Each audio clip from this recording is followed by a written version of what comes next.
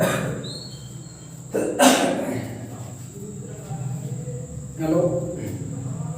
कैसे आप सभी लोग? उम्मीद करते हैं अच्छे होंगे और अपनी तैयारियों में लगे हुए होंगे।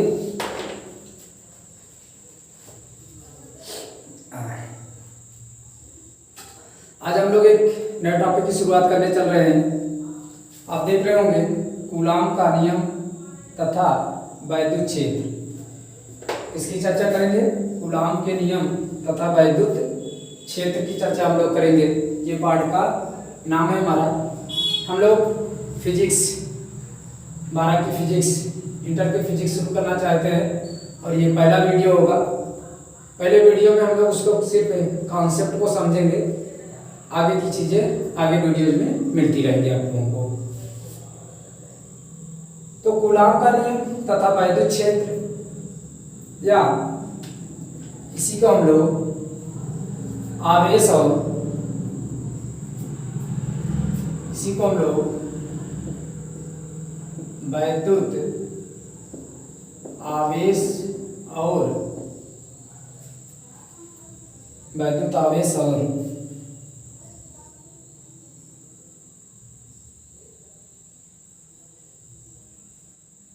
वैद्युत क्षेत्र भी बोलते हैं। वैद्युत आवेश और वैद्युत क्षेत्र। तो इस पाठ को शुरू करने से पहले हम लोगों को ये क्लियर होना चाहिए कि आखिर ये आवेश है क्या, आवेश आया कहाँ से, किसने बताया कि आवेश भी होता है। पहले तो हम लोग जानते हैं कि भौतिक क्या है। तो भौतिकी हम लोग उसको कहते हैं, भौतिक विज्ञान हम लोग उसको कहते हैं हमारे पास पड़ोस या आसपास होने वाली वे सभी घटनाएं जिसका हम लोग अध्ययन करते हैं वो सभी भौतिक विज्ञान में ही आते हैं। अब हम लोग यहाँ बात करते हैं आवेश की। उससे पहले हम लोग विद्युत की बात करते हैं। इसकी बात करते हैं विद्युत की।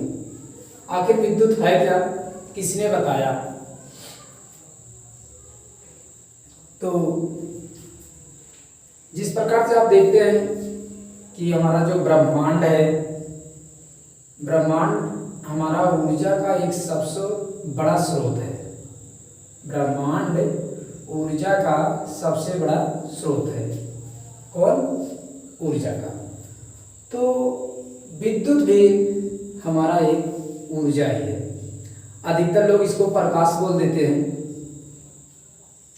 लेकिन ये प्रकाश नहीं, ये ऊर्जा है। क्या है? ऊर्जा है। क्या? विद्युत एक प्रकार की ऊर्जा है। क्या है? ऊर्जा है। क्यों? इसकी कहानी एक बड़ी लंबी सी है, लेकिन हम आपको एक छोटी सी कहानी के माध्यम से इसको पूरा क्लियर कर देंगे। यानी विद्युत ऊर्जा का रूप है। किसका रूप है? ऊर्जा का रूप है। कौन? विद्युत। क्यों है? आइए देखते हैं। अमेरिका के एक वैज्ञानिक थे।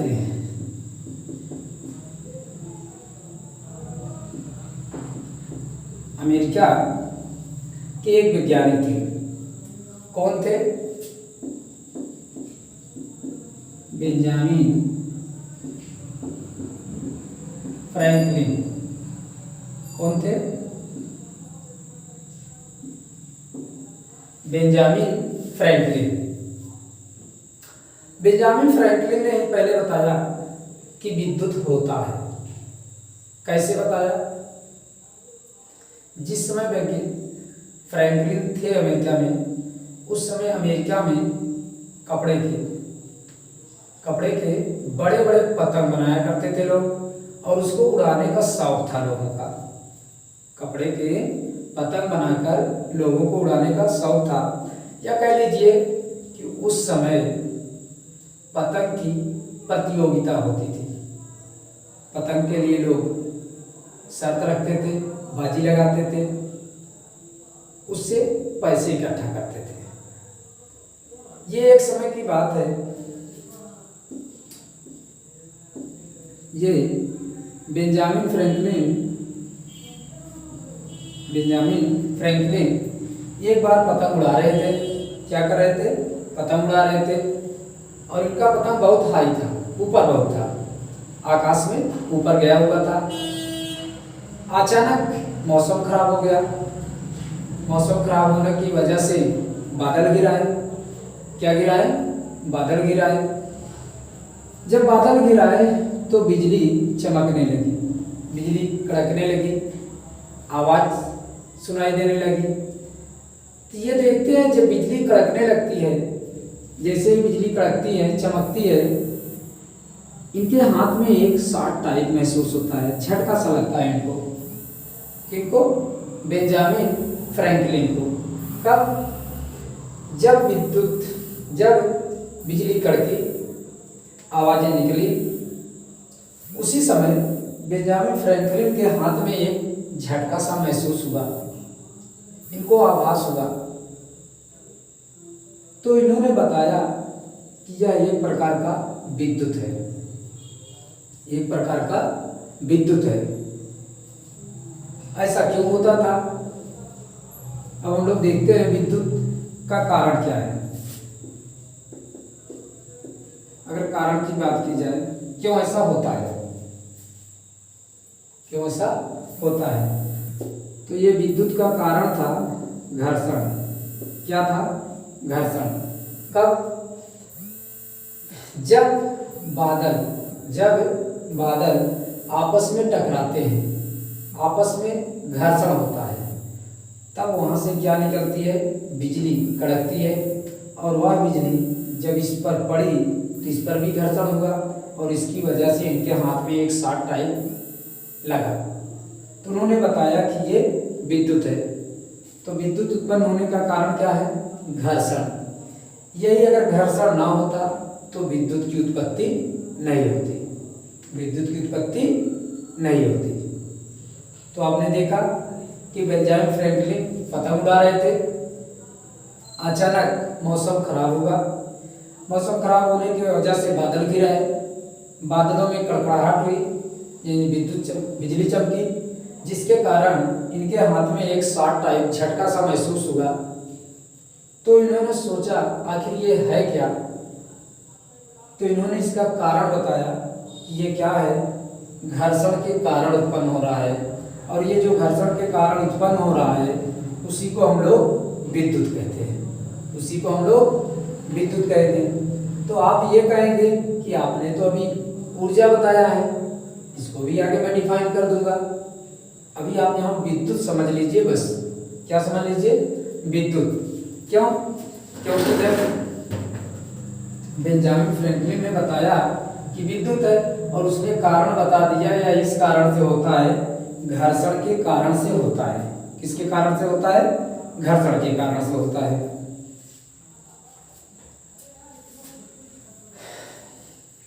तो विद्युत एक प्रकार की क्या है? ऊर्जा है।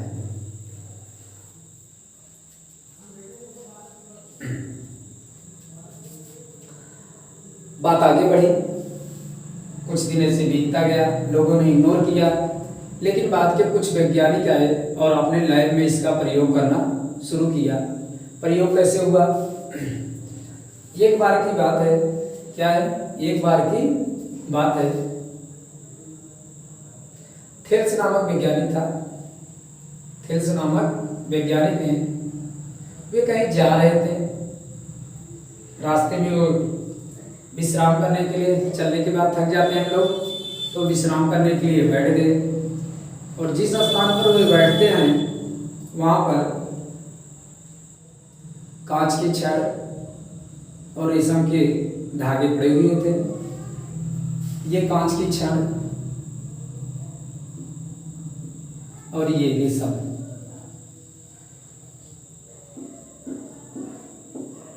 ये रेशम, हुआ क्या, इन्होंने इस कांच की छड़ को इस रेशम में रगड़ा, रगड़ने के बाद इसको फेंक दिया। जब इसको फेंक दिया तो ये जिस स्थान पर गिरता है, ये कांच की छड़, ये कांच की छड़ जिस स्थान पर गिरता है वहां पर ये अपनी छोटे छोटे कणों को अपनी ओर आकर्षित कर लेता है, या कहिए छोटे छोटे कण आकर इससे चिपक जा रहे थे। उनकी नजर इस पर पड़ी कि आखिर ऐसा क्यों हो रहा है। एक बार तो उनको आश्चर्यचकित हुआ कि आखिर ये है क्या, लेकिन उन्होंने फिर से यही प्रयोग किया। फिर से एक कांच की छड़ ली और इसको पुनः इसमें रगड़ा, रगड़ने के बाद इसको फिर से फेंका तो फिर यही पाया कि यह छोटे छोटे तिनकों को अपनी ओर क्या करता है, आकर्षित करता है। फिर उन्होंने क्या किया, एक तीसरी राड, अब की बार इसको रगड़ा नहीं, इसमें ऐसे रहने दिया। जब ऐसे रहने दिया इसमें कोई प्रकार का आकर्षण नहीं होता है, इसमें कोई प्रकार का आकर्षण नहीं होता है। इसका मतलब जब इस कांच की छड़ को, जब इस कांच की छड़ को इस रेशम में रगड़ा जाता है, क्या किया जाता है, रगड़ा जाता है, तो ये रेशम जो है इसमें आकर्षण का गुण पाया जाता और ये अपना आकर्षण का गुण किसको दे देता है, इस कांच को दे देता है। जब यह अपने आकर्षण का गुण इस कांच को दे देता है तब यह किसी भी वस्तु को अपनी ओर आकर्षित करना प्रारंभ करती है। ये बताया किसने, थेल्स ने। बात आगे बढ़ी, समय बीतता गया, कुछ और भी वैज्ञानिक आए, उन्होंने भी प्रयोग किया। उन्होंने भी बताया कि हाँ ये सही है, कांच को अगर रेशम में रगड़ा जाता है तो वह दूसरी वस्तुओं को अपनी ओर आकर्षित करता है। क्या करता है, आकर्षित करता है। तो इस बात से यह साफ हो गया कि ये क्या है, आपका विद्युत आवेश है। क्या है, आवेश है। कैसे होगा, यदि कांच की दो छड़ों को लिया जाए, कांच की दो छड़ों को लिया जाए और दोनों को अंबर नामक, बाद में पता चला कि उनकी तरह ही कुछ और भी पदार्थ होते हैं जो वो भी आकर्षण का गुण रखते हैं। तो लैब में ये प्रयोग किया गया, कांच की छड़ लिया गया और इस कांच की छड़ को इस अंबर नामक पदार्थ में रगड़ा गया। मान लेते हैं ये कांच की छड़ है और ये अंबर है, इसको इसमें रगड़ते हैं। रगड़ने के बाद इस धागे से बांध कर इसको मैंने लटका दिया। एक दूसरी कांच की छड़ लेते हैं, इसको भी इस पर रगड़ा। एक तो यहाँ थी, इसको रगड़ने के बाद इसके पास लाते हैं। जब इसके पास लाते हैं तो इसमें क्या होता है, प्रतिकर्षण होता है। क्या होता है, प्रतिकर्षण। यानी इन दोनों के बीच में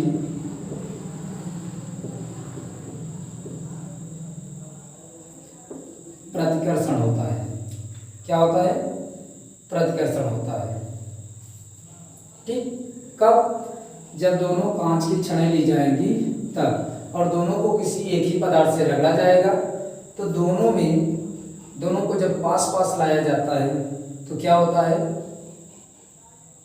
प्रतिकर्षण होता है। ठीक ऐसा ये प्रयोग उन्होंने दूसरा किया। यहां भी उसने क्या लिया, कांच की छड़ लिया। यहां ले लेते हैं एवोनाइड की छड़। एवोनाइड की छड़ को क्या किया गया, बिल्ली की खाल में रगड़ा।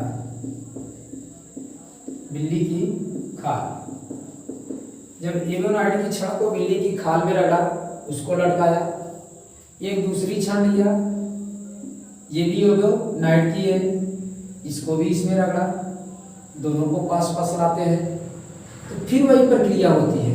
कौन सी? दोनों में फिर से क्या होता है? प्रतिकर्षण होता है। अभी क्या हो रहा है? प्रतिकर्षण हो रहा है। तो ये तीसरी स्थिति बनाते हैं। अब की बार एक कांच की छड़ लेते हैं और दूसरी जो है उसको लेते हैं हम लोग एवोनाइट की। एक कांच की छड़ लेते हैं, दूसरी एवोनाइट की लेते हैं।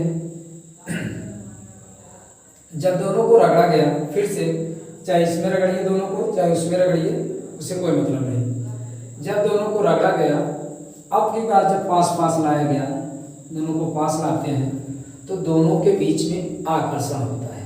क्या होता है? आकर्षण होता है। जबकि यहाँ जब दोनों समान प्रकार की छड़ थी, जब दोनों समान प्रकार की छड़ थी, तब क्या हो रहा था? प्रतिकर्षण हो रहा था। यहाँ भी आपने देखा प्रतिकर्षण हो रहा था। लेकिन अब की बार एक कांच की छड़ है और दूसरी एवोनाइट की छड़ है। अब दोनों के बीच में आकर्षण होता है। क्या होता है? आकर्षण होता है। अब दोनों के बीच में क्या होता है? आकर्षण होता है। तो ये मान लिया गया कि कांच में जो आवेश उत्पन्न हुआ होगा वह धनात्मक आवेश उत्पन्न हुआ होगा। तो यहाँ देखिए दोनों धनात्मक हैं, और जो एवोनाइट में उत्पन्न हुआ होगा वह दोनों में क्या हुआ होगा? माइनस उत्पन्न हुआ होगा। और इससे पहले चुंबक की खोज हो चुकी थी, इससे पहले चुंबक की खोज हो चुकी थी। तो वहाँ पर यही देखा गया था कि जब समान प्रकार के ध्रुव, सपोज करते हैं ये आपका पूरा चुंबक है इतना बड़ा सा, इसको यहाँ से तोड़ दिया, इसको यहाँ से तोड़ दिया, तो फिर से अगर आप इसको जोड़ना चाहेंगे तो यह यहाँ से नहीं जुटेगा। क्यों? क्योंकि ये और ये दोनों इसके जो ध्रुव हैं दोनों ही कैसे होंगे? समान प्रकार के ध्रुव होंगे, और समान प्रकार के ध्रुवों के बीच में प्रतिकर्षण बल कार्य करता है। क्या करता है? प्रतिकर्षण बल कार्य करता है। तो यहाँ भी समान प्रकार के थे तो प्रतिकर्षण, यहाँ भी दोनों समान प्रकार के थे प्रतिकर्षण, लेकिन यहाँ पर ये आपका पॉजिटिव था और ये आपका निगेटिव था। तो यहाँ पर आप देखेंगे दोनों के बीच में आकर्षण बल कार्य करता है, यानी दोनों के बीच में अट्रैक्शन होता है, आकर्षण होता है। कब? जब दोनों अलग अलग होते हैं तब। तो ये इसकी परिभाषा बना लिया जाए।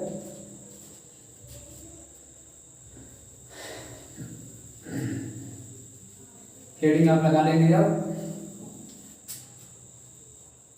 हेडिंग लगा लेंगे आप आवेश। क्या लगा लेंगे? आवेश, या आप विद्युत लगा लीजिए। पहले क्या लगा लेते हैं? विद्युत।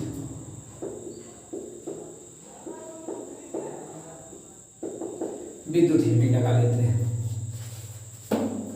क्या लिखेंगे? देखिए, जब अंबर नामक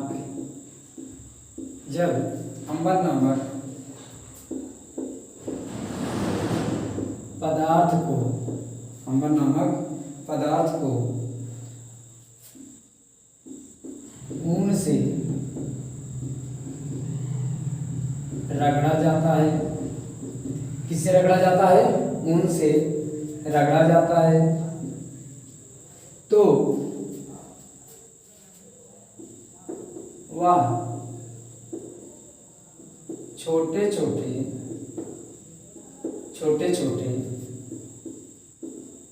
तिनके को ऐसा कर दो, तिनके को अपनी ओर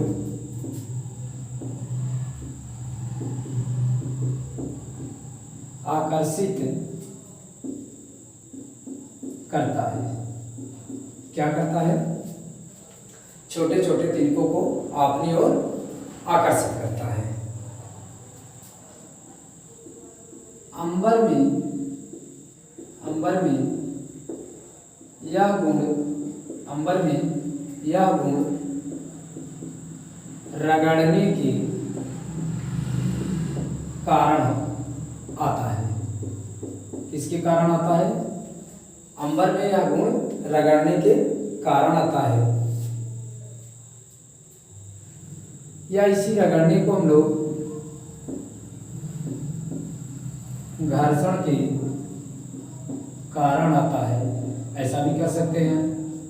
रगड़ने के कारण या घर्षण के कारण होता है। जब यह गुण पदार्थ प्राप्त कर लेता है, जब यह गुण पदार्थ प्राप्त कर लेता है तो वह वैद्युत मय हो जाता है। तो वह कैसे हो जाएगा? वैद्युत मय हो जाता है। और जब पदार्थ वैद्युत मय हो जाएगा, क्या हो जाएगा? वैद्युत मय हो जाता है।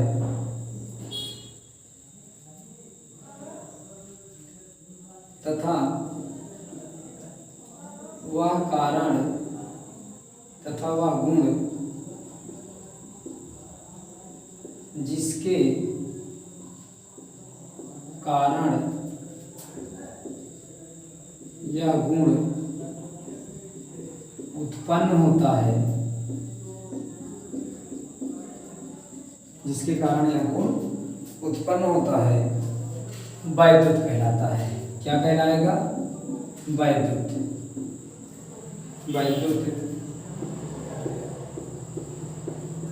कहलाता है। क्या कहलाएगा? वैद्युत कहलाएगा। और जब पदार्थ यह गुण प्राप्त कर लेता है तो हम कह सकते हैं कि पदार्थ ने आवेश ग्रहण कर लिया। क्या कह सकते हैं? तो हम लोग कह सकते हैं कि पदार्थ ने आवेश ग्रहण कर लिया। क्या कर लिया? ग्रहण कर लिया। और ऐसे पदार्थ को आवेशित पदार्थ कहते हैं। क्या कहेंगे? ऐसे पदार्थ को हम लोग आवेशित पदार्थ कहते हैं। ये मैंने इसकी आपको डेफिनेशन भी लिखा दी और आपको मैंने समझा भी दिया। आज ये पहली क्लास है हम लोगों की, और पहली क्लास में हम लोगों ने देखा विद्युत। क्या देखा? विद्युत। अगर ये समझ में आएगा, विद्युत समझ में आएगा, आखिर विद्युत है क्या, तो आगे की चीजें अपने आप आपको समझ में आएंगी। ये पूरा पाठ आपको समझ में आएगा। अगर ये विद्युत नहीं समझ में आएगा तो आगे की चीजें आपके समझ में नहीं आएंगी। क्या लिखा? जब अंबर नामक पदार्थ को ऊन से रगड़ा जाता है, अभी मैंने इसकी चर्चा की थी, ऊन से रगड़ा जाता है तो वह छोटे छोटे तिनके को अपनी ओर आकर्षित करता है। अंबर में यह गुण कहाँ से आता है? रगड़ने के कारण आता है। अगर अंबर को ऊन से ना रगड़ा गया होता तो क्या ये गुण आता? नहीं आता। रगड़ने के कारण आता है या घर्षण के कारण आता है। जब दो वस्तुओं को आपस में रगड़ते हैं आप देखते हैं घर्षण के कारण आता है। जब यह गुण पदार्थ प्राप्त कर लेता है, जिस वस्तु को आपने रगड़ा, सपोज करते हैं इसको हमने रगड़ा, कैसे रगड़ा, और इसमें आकर्षण का गुण आ गया, ये आकर्षित करने लगेगा। जब आकर्षण का गुण प्राप्त कर लेता है तो हम लोग कहते हैं क्या हो गया है, वैद्युतमय हो गया है। तो वैद्युतमय हो जाता है कौन, ये पदार्थ। जब आकर्षण का गुण प्राप्त कर लेगा तो ये वैद्युतमय हो जाएगा, तथा वह गुण जिसके कारण इस गुण को यह उत्पन्न करता है, जिसके कारण यह गुण उत्पन्न होता है, उसे ही हम लोग क्या कहेंगे, वैद्युत कहलाता है।